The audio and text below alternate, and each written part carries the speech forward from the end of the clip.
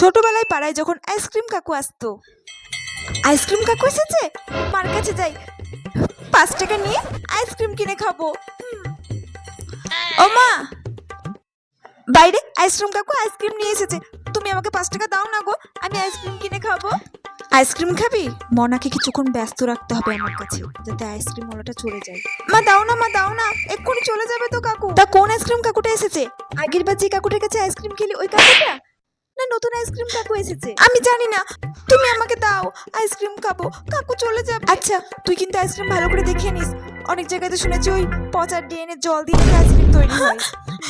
তুমি দাও না মা টাকাটা, আইসক্রিম কাকু তো চলে যাবে। তা কোন আইসক্রিমটা খাবি, অরেঞ্জ না চকলেট? আমি অরেঞ্জ আইসক্রিম খাবো। আচ্ছা আচ্ছা দাঁড়া দাঁড়া, আমি তোকে টাকাটা দিচ্ছি। এ বাবা, আইসক্রিম কাকু তো চলে গেল। এই নে টাকাটা, তোমার টাকা তোমার কাছে রাখো, আইসক্রিম কাকু চলে গেছে। দূর বাবা, ভালো লাগে না, বললাম তাড়াতাড়ি দাও।